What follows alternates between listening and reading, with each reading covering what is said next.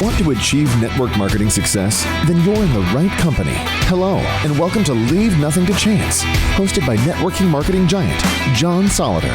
Learn everything you need to know about the network marketing space from somebody who's actually done it. Join us every week for front row seats as we feature some of the finest and most successful personalities in network marketing. Leave nothing to chance. Join us now. Well, folks, you come across a lot of interesting people when you do interviews for podcasts. But one of the most interesting stories, I believe, in network marketing is the lady that you're going to hear from today. She's a new friend of mine. She's an inspiration. She's somebody whose story I've been following for a while and eavesdropping on her a little bit because her life story is so compelling. Her network marketing story is certainly compelling, what she's done with it as a microcosm of her life. But she's an amazing person. So I want to introduce my new friend from beautiful Omaha, Nebraska, and that's Lindsey Buboltz. And Lindsey, you are the author of How Coffee Saved My Life, which is such a great title. Why that title? And how did it save your life? Because it really was coffee that saved my life. When I started out on writing that book, I had plenty of other titles in mind. Other titles like I-80 and My Mama's Nova was one of them. But when the book came to an end and we really had to decide on that title, it all came back to one day that I was driving down the interstate in Omaha, Nebraska. It was a day that in my life, I had decided that I couldn't go on. I was at the 60th Street exit. I remember everything about it. And I had a semi on both sides of me. And I was fully committed to taking my own life. In that moment, I had asked, I prayed, quite frankly, and I had said, Lord, I need you to show me what my purpose is. What is the point? Why am I here? Who am I supposed to help?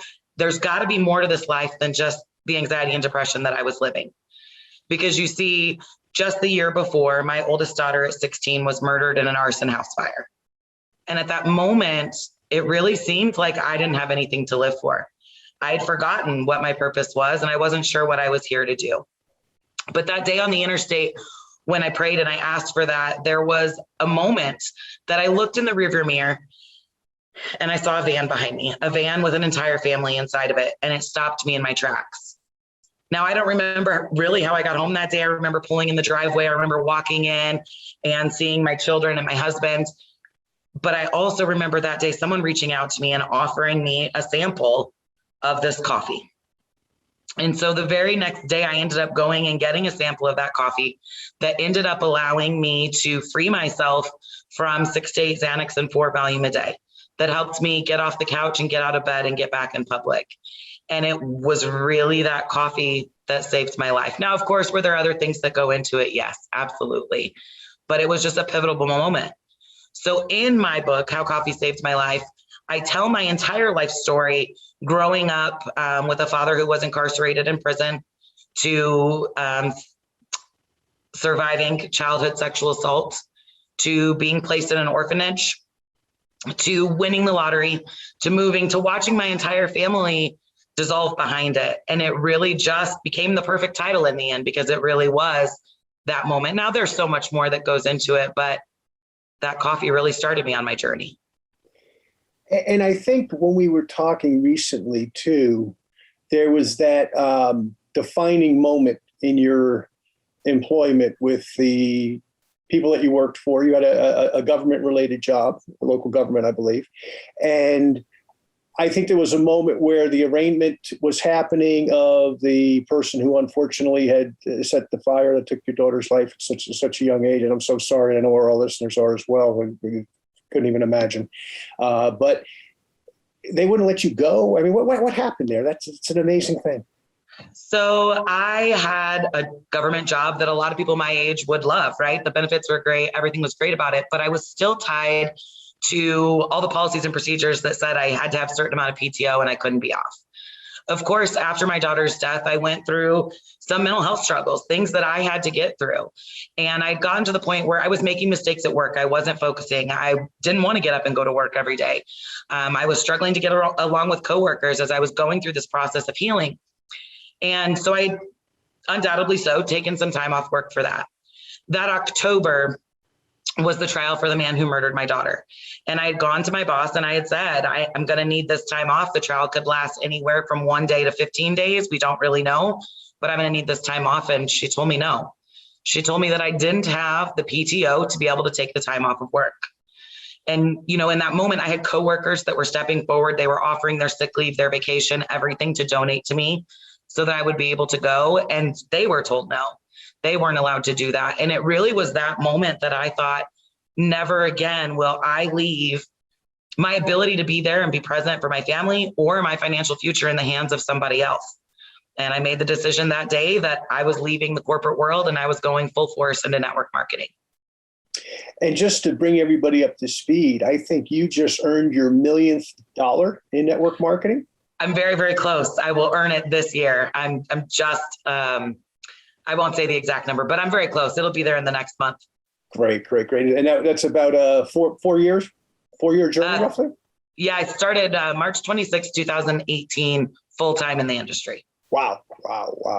And that drove you to that. It's ironic sometimes how negative situations lead to positive situations, right? I mean, so you took a very sad situation, obviously, and you turned it into a good situation, at least, you know, business-wise and financially, which is something that a lot of people may not have done. A lot of people may have chosen not to do that, and you did. So once again, just an amazing part of your story and your DNA, and what makes you so unbelievable, I think, in what you do.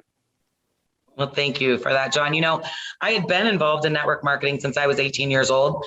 I had always had that side gig mentality. I always knew that I wanted more, and I never had really seen success. Now, I could sell anything. I could have great shows. I could have great parties, but I never really built a team, and I had really never put my mind to making it a full-time business or income. But by the time all of these things had transpired in my life, I think I had grown over all of those years, right? And I had learned from being around people and being in the industry for so long and around the profession that it had the ability to do exactly what I wanted to do, which was make sure that I never again had to tell my husband or my children or my friends or family no, because work wouldn't allow me to have time off. And that propelled the entire future and me going full time.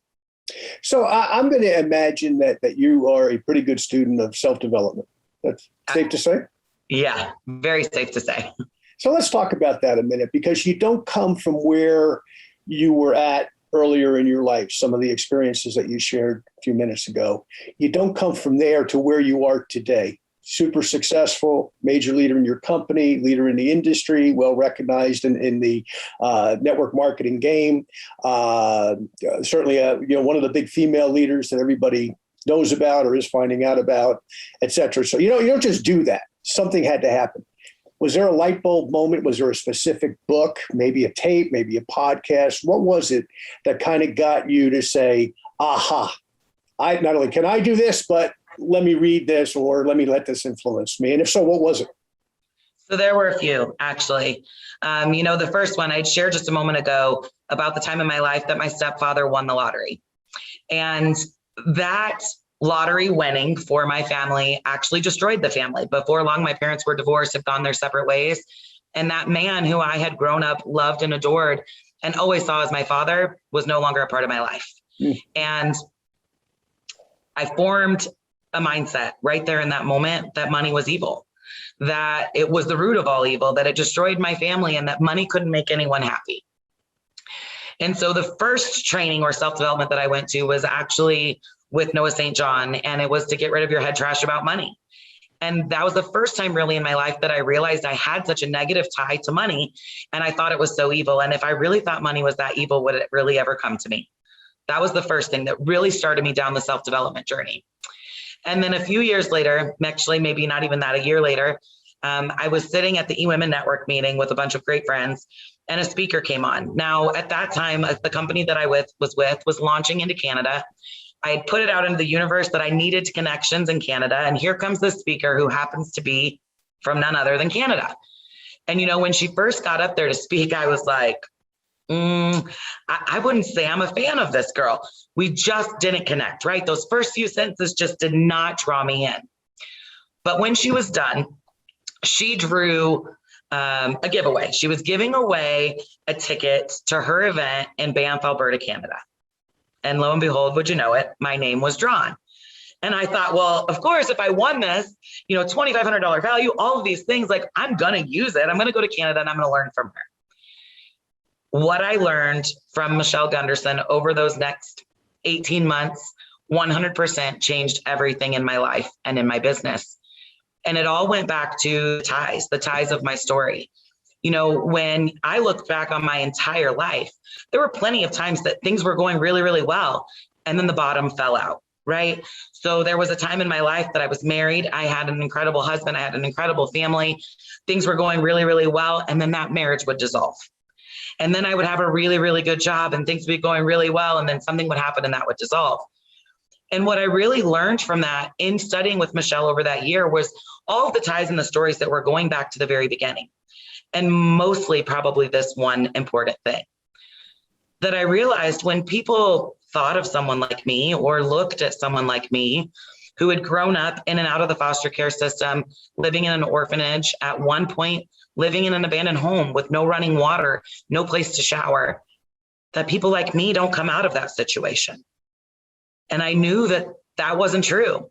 I knew that I was out of that situation, that I was coming out of that situation, and that I had the opportunity to be able to teach others how to do that. But the first thing I had to do was dig into those deep roots of that story and reprogram it so that I didn't keep going back to that thought process. And so through working with Michelle, I was able to completely turn that entire story around and realize that that really is where my success has come from, is taking that pain, turning it into a purpose and making it a huge part of my passion. What's amazing listening to your story and knowing a little bit more about it, obviously with the time we spent the other day visiting, I think C.S. Lewis had a very famous quote that, pain is God's megaphone to raise a sleeping world, I think. And I may not have that exact, but it certainly means the same. And that's what you did. I mean, you took all that pain that so many people would have wound up an alcoholic, maybe a drug addict, maybe dead. Who knows? And instead you said, hey, you know what? I'm going to spit in your face and I'm going to show you and I'm going to get to work on me, make me the best version of me. And you use these tools to do so. Follow-up question to that on self-development. So let's just say that this afternoon, somebody pulls up to your front door and they say, Lindsey, you, your husband, the kids, we're going to take you and we're going to put you on a deserted, beautiful island. We're going to give you plenty of food, plenty of water, but you can only take 3 self-development books with you. And I always count the Holy Bible as separate because I just assume most people, they should be taking that, I think, but some may not. But let's assume that you have your Bible. You get 3 other books that you can take with you. What would they be? I would have to say the 5 Love Languages, the 4 Color Personalities of Network Marketing, and probably my third one would be Affirmations by Noah St. John, just because so many self-development things over the years have been stand up, get in the mirror, tell yourself you're amazing, tell yourself you're strong, tell yourself you can go on. But does our brain really believe that? No, not always. And that's part of the problem. But affirmations has been something that has really transpired and changed that for me. So I would say those would be my 3. Great. Okay. So let me ask you this. You started obviously in your prior network marketing experience. And of course, your most recent, the last, 4 or so years where you've been so successful full time. What's your best methodology to getting somebody started? So somebody once again knocks on your door today and they say, okay, Lindsey, I'm ready. Let's go. How do you get them started? How do you get them making money? How do you get them to see, what old guys like me used to call ink striking paper? Today, it's a credit card transaction, right? Something happened, that action where they see, I recruited someone or I sold product. I made income, I get that check, whether it's today or whether it's next week or whether it's next month, that they start to see that result from their actions that you guided them in. What's your best way of getting people started? Really for me, it all boils down to relationship and rapport. And I know we talk about that all the time, but it is so true that I've never met a stranger. We sat down a few days ago, John, and just talked. And when I got off the phone with you, I felt like I had known you my whole life. And I don't know that it's something you can teach as much as it's something that you can encourage. But the biggest thing that I had found, of course, I had signed up in other companies and my upline had always left me. They weren't checking in on me. They weren't giving me the real tools to show me how to do it. And so my favorite thing to really do is just to reach down, help pull them up to my level, to be with me, show them every step, right? Whether that's what conversations to have, whether it's how to post on Facebook, how to reach out and have those conversations, to really help them see what's inside of them and to get into that mindset where they realize that if something is telling you to have this conversation, if something is saying to you, you really should tell them about this product or this opportunity, just do it. Quit getting in our own ways, quit slowing ourselves down, quit holding ourselves back.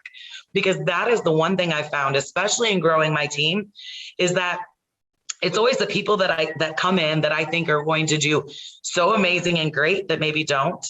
And the ones that come in that you're like, I don't know, this one's going to need a little bit of work, that turn out to be the biggest rock stars. And really, it's giving them your belief in them until they find it for themselves. So true. So true. Sometimes we see in other people what they don't see in themselves, what they can do. Would you agree with that?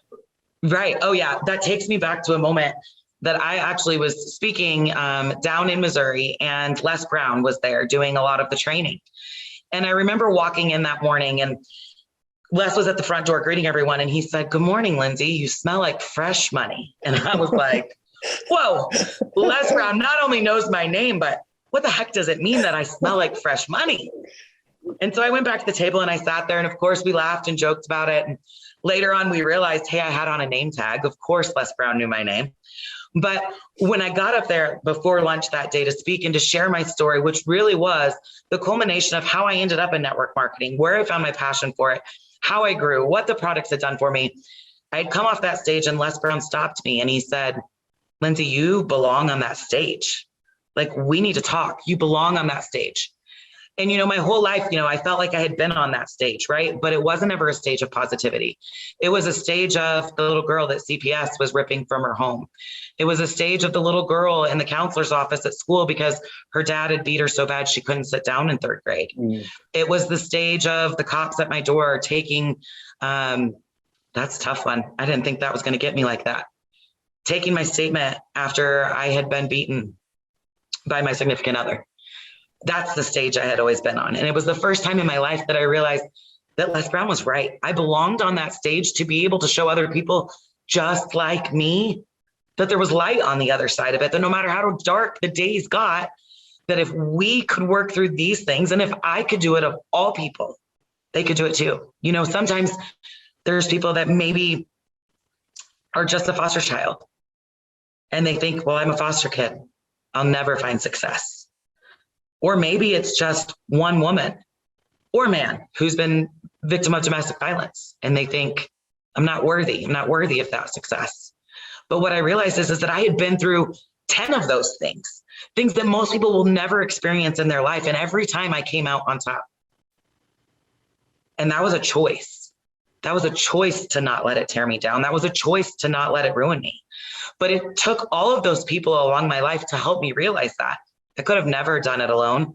It took Les Brown saying that one word. It took Michelle Gunderson giving me that year of her time to teach me what was holding me back. It took those personal development lessons. It took meetings just like this with people just like you.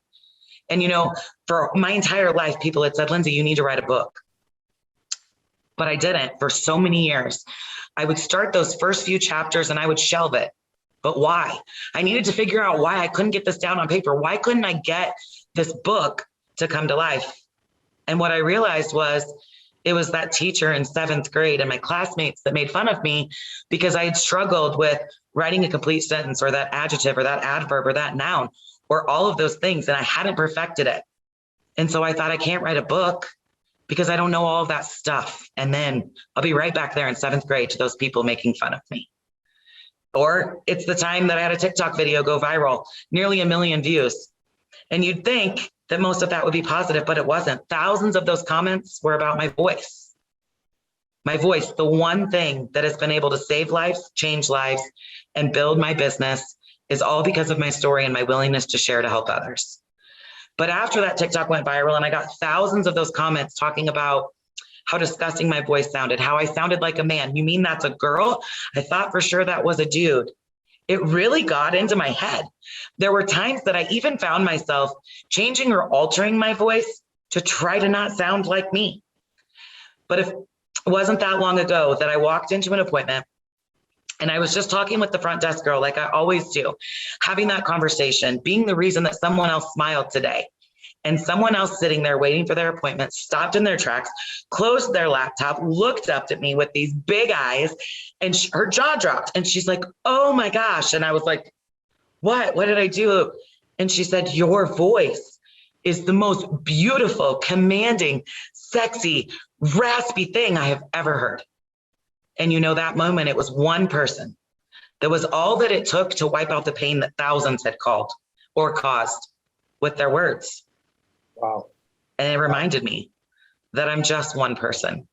Wow. But my smile, my story, and my words can change it for someone else. Wow. And you have, and you are. And it's remarkable what you've done. And it's inspiring, to say the least. I shared, and you know what, I interview great people, and everybody's great that we've interviewed. So nobody's better or worse. But, sometimes you get off a pre-interview and you're like, wow, how am I going to get that person's story out of them? Or, wow, their story's kind of okay, but it's all, multi-level success, and they started and they've been successful and they did this, they did that. It's all great. And it's all, our industry, obviously, like I do, and it's all great. But sometimes you get off those calls and you go in the other room and you tell your spouse, I said, I just talked to this lady. That's what happened Friday afternoon. I said, I just talked to this woman. I shared your story and we relate to it. And today's about you, not about me. Okay. But, I shared a little bit of our story the other day, what we've been through, and as a family and as individuals, for that matter. And it's so inspiring to hear somebody. And by the way, your willingness to share. Because some people are successful in our industry and in other things. I know our industry. I've been doing it, forever, since I'm a kid. So I know our industry. And sometimes I meet really successful people and you really know nothing about them. And sometimes you know them from years and you still know nothing about, them on the surface. Well, they're with that company and they're that rank and they're $1 million earner or they're this or that. But you don't really know how they got there. And they can tell you the fundamentals of the business, but they don't really put that facade down of, hey, let me tell you how I really got here. Let me tell you how I got beat up in 7th grade. Let me tell you how my dad was a drunk. Let me tell you how my mom was whatever. Let me tell you how I was abandoned. Let me tell you how these things happened that later on helped me to become the best version of me, taking that pain and turning it into progress. And that's what you've done, and it's inspiring. So let me not lose the business side, though, because you're building a great distributorship with your current company. You built one with a prior company. So I don't want to lose the teaching parts of this either, Lindsey, because you're a great teacher. So let me ask you this question. And I ask this as a standard question to everybody in our industry. I'd love your response. So let me kind of set this up for you. So as I don't need to tell you or our listeners, we're living in some interesting times, right? With COVID and the economy's closed, things being canceled, et cetera, et cetera. And let's just say that there's some folks down the street from you there in Omaha. And let's say it's a mother and daughter. And let's just say that the daughter is about 25 years of age. And she's gone to college, she's got her degree, and she's smart, and she worked hard, and she's a good kid. And all of a sudden, she started her business career doing whatever. And COVID came along and maybe wiped out whatever it was that she was doing. So now she's home living on mom and dad's couch, or a spare bedroom, or maybe the room she grew up in. And she's got all the skills, right? She can take an iPhone and she can launch the space shuttle with it, right? But right now, she's not making any money with all those skills. And mom is maybe 60, and mom maybe in the past has dabbled in network marketing. She's heard about it. She had a neighbor like yourself that she knows is successful in it, but mom had a career. And maybe mom was senior level management at a company, made a good income. The money came in, and mom was starting to say, okay, kids are grown, starting to look towards retirement. And then all of a sudden, we know what happened about 18 months ago. Everything changed. And now mom, maybe she's back at work. Maybe she never left work, but she used to make $100,000 a year. Now she's making 40 because whatever she is, she's selling less of it, or her company's doing not as well. And for years, mom and the daughter have been kind of like, okay, network marketing's out there, but it's not for us, not our thing. And all of a sudden they say, there's Lindsey. Lindsey's home during the day. Lindsey seems to have a nice lifestyle. Lindsey wants to go for a walk with her husband at 9:00 in the morning on a Tuesday. She can do it. We can't do that because, we're tied to whatever.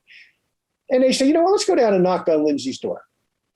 And let's ask Lindsey for her counsel. So why today, Lindsey, should mom at 60, daughter at 25, look at network marketing as an industry and seriously considering taking all those life skills, business skills, internet skills, et cetera, and apply them to network marketing today, as opposed to maybe 18 months ago before the pandemic? For me, it's that my business has actually grown through this time. A lot of people were looking at it as a plan B. So if we look at that it was always a plan B for someone, but now it can be your plan A. It is really mind-blowing to me what people can do in this industry. And the first thing is that when they knock on your door and they're there and they want that conversation, or whether you're the one knocking on their door, just in listening to that story, right? You shared with me, you told me their background.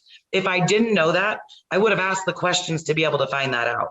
Because the first thing I would have to do to be able to work and build with them so that they can achieve that success is to know how I can relate to them and to know what is their pain point that I can help them to overcome. And, that's been the greatest thing now, is that with the times, with internet, with podcasts, with all of these things, I think we're in a much better position to grow in this industry than maybe we were 10 years ago, 20 years ago. Now, of course, I haven't been in that long. Oh, wait, 20 years? Was it 20 years ago? Might have been 18 years old when I signed up for my very first company. But no one taught me the way. No one showed me. Someone said, here's a catalog, here's your requirements, now just go do it. And so it was all those skills that I had to learn along the way. And I think we're in a much better time now that you don't have to really do those knocks on the door. Do you know, some of my biggest customers and some of my best affiliates have come that I met at a garage sale, or the amazing woman that I met Friday night at the Kane Brown concert. Anyone there was the sweetest little lady that I met in the aisle at the Goodwill store, because I will never forget my roots. Takes me to another story. I know I'm going off track, but you've got to hear this, because it's something that also catapulted my business, which was a life experience. Growing up, I didn't have the opportunities like I have now. So the garage sales and the Goodwill was the place where I had to get my things. And a year ago, someone who I once looked up to and highly respected said to me, I cannot believe, as a top earner in the industry, that you are still going to garage sales in the Goodwill. I lost all respect that day for that person, and here's why. Because if I forget where I came from, I'll go right back there. And if I forget where I came from, I can't help the next person get out of that. I can't help the next person grow through it. I can't help the next person find their light if I forget. And so that little old lady that I met in the Goodwill store who was looking at a coffee cup, it was a simple conversation about coffee. And I got to hear her story about how she missed her husband. And so she sits alone and has coffee every day. Mm-hmm. And can you guess what I did in that moment? I offered to have a cup of coffee so that she didn't have to sit alone. Oh. She became my customer and has been a constant customer for the last 3 years. It's those connections to people that really can change your life, their life, and this business. Wow. Just be human. Right. It is funny because sometimes you get around top earners and people who aren't top earners, and the people who aren't top earners think that somehow the top earners are different. And what they find is most of the top earners in our industry are the most real people. They're so normal and so well adjusted. Now, some of them are, but most of them are really down to earth and just very human. And what you just shared there, that's our business. Where I was involved a number of years ago with a major acquisition in the industry, big one. And I can't mention NDAs and all that wonderful stuff, but huge one. And what was interesting, when the fellow bought the company that we were helping to do it, and we went through everything, and it was an older company, good products, good reputation. The company, if I said it, of course. So would everybody for that matter. Anyway, I said, why did you buy the company? What was your number one reason? He said, the people. He said, I realized the people were what I was buying. He said, at first, because he was a traditional business guy, he looked at the buildings and the manufacturing and all the other things that, you do have to look at, of course. But he said, at the end of the day, I got the people. And I said, wow, then you did a smart thing, because at the end of the day, that's what we're in. We're in the people business. right? That little old lady, okay, I hope she doesn't hear this and get mad at me, but that senior citizen, well-deserved senior citizenhood that she's in, okay, became a friend. And even if she never builds a business with you, she's probably going to tell some people about your product and you and lead you to business indirectly, but you did it because you're a good person and you saw somebody hurting and you spent that time with them. And that's really what it's all about. And, that's why I say when one of my top books is The 5 Love Languages and Color Personalities, it's this reason right here. Because if we cannot connect and truly understand people, we will almost oftentimes always perceive it wrong or believe their intent was different. It takes me back actually to a moment that I had an upline at one time, my sponsor, my personal sponsor. I am not afraid to say that the greatest thing I work for and run towards in this business is a rank announcement banner. Now, when you first hear that without knowing me, some people go, it's ego. It's all ego, right? Which we know will destroy a business here in this industry. Mm-hmm. But I had a sponsor who I looked up to and respected, who I learned a lot of great things from, go to the owner of a company and say, well, this is Lindsey and she's going to run for that rank banner and it's all about ego and she thinks she's better than everybody else. And this is where we're at with it, right? But what I loved about that person and that owner of the company is they came to me and they said, introduce themselves.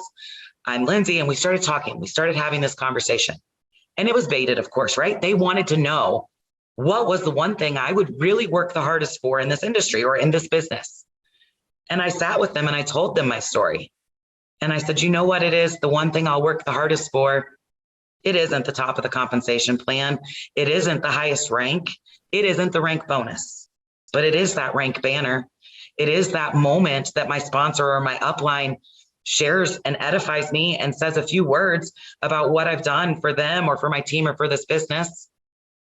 Because it's the first time in my life, that first banner I ever got, accompanied by that amazing little note that they wrote, which is what they really thought about me and who I was to my team. It was the first time in my life someone had told me they were proud of me. Yep. There's not a dime, there's not millions of dollars that can buy that feeling. That feeling of knowing that you've worked hard and that you've made someone proud, that's what I work for each and every day. You're a perfect segue to my next question. Okay, I'll tell you a quick story here because you and I love to tell stories. I think most networkers do. So hopefully people will indulge us and listen to some of them. Years and years and years ago, I was out in Vancouver doing a meeting, Vancouver, British Columbia. And somebody brought to the meeting a gentleman who had been the number one recruiter for a female cosmetic company. This was a guy. And I'll never forget this. I had to meet him, not only because he was joining my downline, which was obviously one good reason, but I sat with him and I went to lunch with him.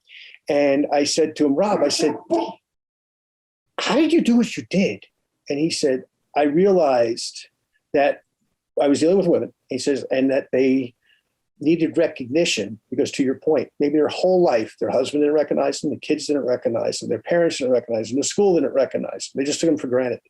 And now this is back in the 80s, by the way. So things have changed somewhat for the better, I hope, in terms of relationships between men and women. But having said that, he said, I realized if I bought them a nice piece of jewelry when they hit rank, and it didn't have to be expensive. It just had to be, say, hey, I appreciate you. I would get amazing production out of them, which leads me into my next question.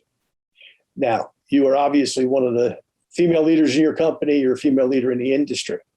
And the numbers are staggering statistically the last few years of how many women have gotten into our industry. Some of them new, by the way. Some of them, this is their first kick at the cat. Like I had to figure it out. It took me almost 7 years to figure out the business, and they figured it out in about 7 weeks, which shows you why women are better than men in this business for the most part. But all that said, what is it? Why now network marketing has become such a home for women, and it always was, certainly, but we always had a lot of women-dominated companies, cosmetic companies, skincare companies, et cetera, that predominantly sold products in the female market. But now network marketing, I mean, statistically, I think it's up to about 70% of the leadership of most companies, senior level rank, what we're talking about with rank, are female. And, sometimes married, but for the most part, if they are married, the woman in the relationship is the one building the business, and the guy is maybe, keeping the books or in the back office, so to speak. Why is that? And why today should women look at our industry, perhaps for the first time? We have a lot of professional women that listen to the show, by the way, that are looking at the industry, playing with it maybe. Why is it? What do you see in women, and why these opportunities become, so amazing for them? And so many are taking advantage of it, but so many, frankly, need to. So love your perspective on women in the marketplace. Really, I think that the biggest thing now, and especially being in the industry for some time now, is that the top leaders in the industry now are starting to learn that empowered women empower others. And so they're doing a much better job of connecting with them, with building that tribe of like-minded women and supporting them. Instead of having that mindset where I've got to be the top leader and it can only be me and I can't show others the way, people are really starting to realize that when they build that tribe and when we all are working together, we can do so much more. I have some of the greatest friends that are top leaders in other companies. And it's always my favorite thing to say, like, if I'm only worried about my company, if I'm only concerned with thinking about my company, I'm not going to grow. But I can learn so much from other women and other companies that can teach me all of those same things. But, it's interesting, John, that you talk about that, because it is a lot of women here. But I will tell you that my team is quickly growing on the male side of it. And the men are starting to step back into the marketplace and into the industry as wanting to grow a team and are working side by side with all of us that are here. I have some incredible guys on my team that they rock. They just rock it out. And they have said, like, there was a time in my life that a strong, independent woman would make me step back, right? Maybe I wouldn't want to. And they said it really is the independence and the strength and the women that are stepping forward to empower everyone around them that makes them want to be a part of the industry too. So that's been huge for me, is that just that movement to really become a tribe and a community overall and support others. Great. And let me ask you another question here. As we grow in network marketing, right, we see a lot of things happening in the general economy. If you had to characterize the people in your business, male or female, doesn't really matter on this question, but if you had to categorize them as far as their background, okay, what three professions would you say lead to the most success in network marketing quickly? I would say for me, it's not even a profession. It's their story. It's their life. It's their life lessons. It's the things they've gone through, whether it's good or bad, right? I don't know that I could categorize that one specifically as a profession. Outside of that, profession-wise, on my team, I would say, well, I'm just thinking of my top leaders, right? The three top leaders, one's in the medical field, one's a real estate agent, and the other worked at the post office. So is there really a perfect perfection, or is it great for everyone? And I think I'd have to surmise that everyone can do well here. Great. Because I ask that question sometimes. I get different answers. Like coaches obviously are good because they're used to mentoring young people. Teachers are good because they're used to teaching. Medical professionals because they're used to explaining, okay, what is it that you're taking, that sort of thing. But yeah, I find the same thing for the most part. But sometimes you find people say, hey, this profession or that profession has really, come into being. So let me ask you this, okay? Jim Rohn used to have a great expression. He wrote the book, The Seasons of Life, way back in, I think it was 1981 that book was written. And one of the things that stands out to me was the phrase, that since the beginning of time, there's only been seed, soil, sunshine, rain, miracle of life for everybody, going back thousands of years, right? Since mankind started. How have you been able to take everything that's happened to you and turn it around and become the amazing person that we're seeing in front of us today? Successful in business, successful with your family. You've got a successful family. You've got a good marriage. all of that stuff that we talked about earlier, all the pain, what was it that made the difference in who you are today? If there was one thing and one thing only, what was it? I would say it was really a conversation from my 9th grade health teacher that I had 2 older siblings who had gone through school before me, and they weren't great students. But I remember that day sitting down in health class and him coming up, laying a test face down on the desk. And he looked at me and he said, "I didn't expect this from a cullinane." And it was that day I turned over the paper and I had a 99.9%. So what do you mean you didn't expect this from a cullinane? Well, my brother and sister had already set a reputation for me based off of their behaviors. And I just thought in that moment, like, this can't be my life. My life can't be determined by what everyone else's interpretation or what reputation they set for me is. And so no matter what it is I've gone through, I'm going to always find a way to push through. And, I remember when I started writing How Coffee Saved My Life, and my publisher asked me, she said, "Lindsey," she said, "what is your goal for this book?" And I said, just one person. And she said, "One person? Like, nobody writes a book and hopes that they can just sell one book." And I said, "No, I just want to save one person." Because there was a time my best friend and I were on the phone, and I knew she was struggling, and I knew that she had gone through some issues in the recent weeks to that with suicide. Matter of fact, she had failed an attempt. And as I'm on the phone with her that night, she said, "I'm glad I'm alive. I'm glad that I didn't follow through with it, that it didn't work. And I promise that if I ever get in that headspace again, you'll be the one that I call." She hung up that phone and within 5 minutes committed suicide.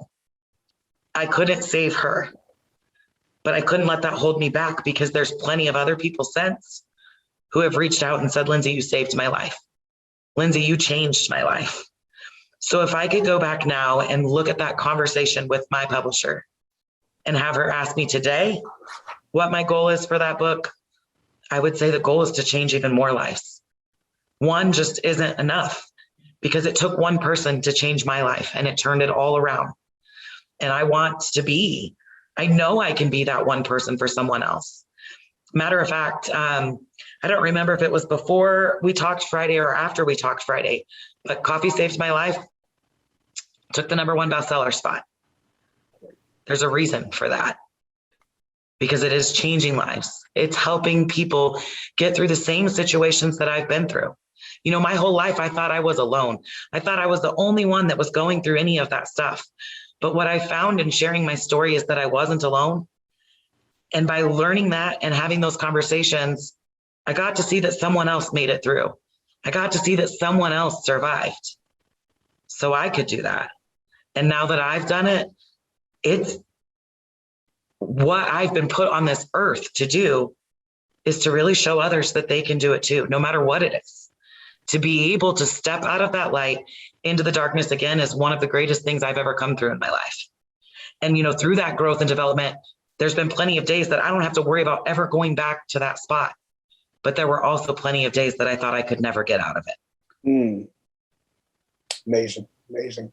As we start to wrap up here, Lindsey, I'm going to have one more question for you. Let me kind of do my advertising here, but my advertisers make me do. So the name of our show is Leaving Nothing to Chance. We're up every Tuesday on Spotify and a number of other different podcast stations. Okay. We're on Amazon. We're on iTunes. We're on a number of other ones also. And for those of you who don't know me, my name is John Soliter, and I've authored a couple of books too, Lindsey. Leave Nothing to Chance, of course, which I couldn't get Leave Nothing to Chance for the show because a bank actually owns it. So that's why it's Leaving Nothing to Chance. Confuses people sometimes. And also, of course, Moving Up 2020.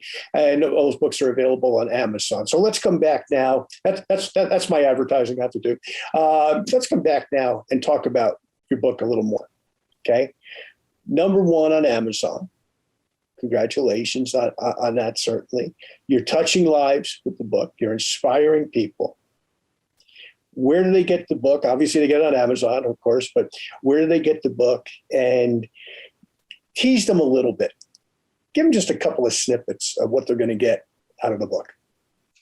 Well, they've got a few snippets already today. I share a lot of those moments that come through, but the best place to actually get your hands on the book is lindseybuboltz.com. So just as LindseyBuboltz.com, lindseybuboltz.com is the best place for you to go get your hands on Coffee Saved My Life.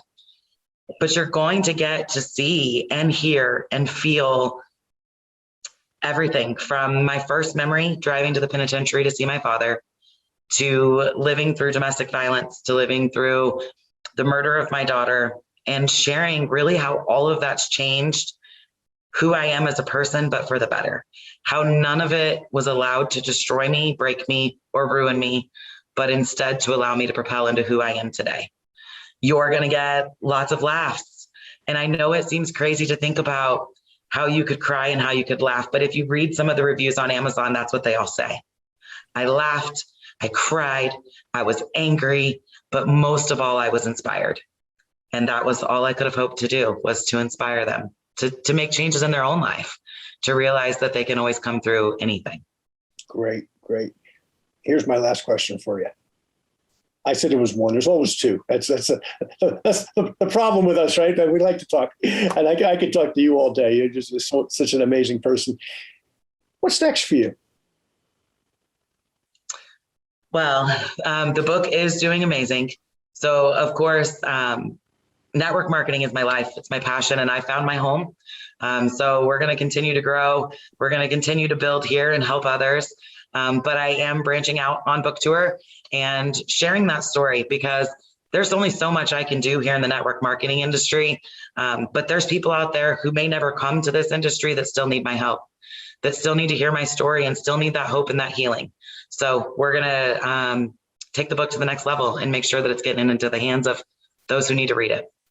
And, you just mentioned two words there that are so vital, especially, well, they probably always have been that vital, but when I think of these last 18 months in the history of the world, our kids, our grandkids, our great-grandkids are going to read about this. They're going to hear about this. Some of them are growing up during it. My kids are, your kids are, certainly in high school.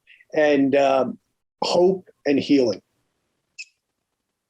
When I think of you, that's what I think of. You give people hope, and you help people heal with your story and what you've done with your life. So once again, congratulations. And I'm going to give you the last word, but do me a favor, respell your website one more time, okay, for everybody, so they can write it down, so they can get the book, and then get in touch with you if they want.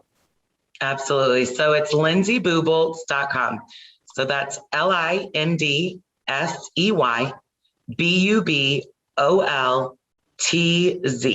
lindseybuboltz.com.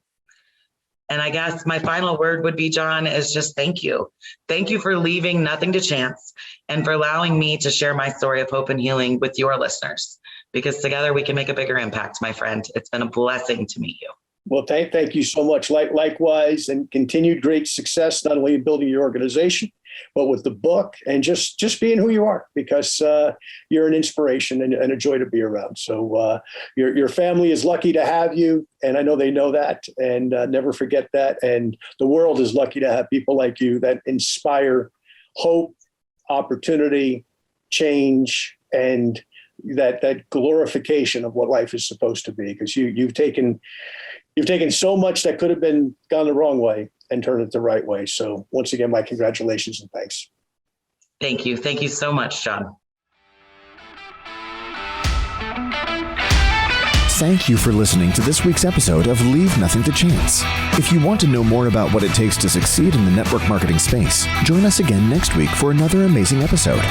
For additional resources and to connect with John Soloder, visit leavingnothingtochance.com. Don't forget to leave a review, and we'll see you next time.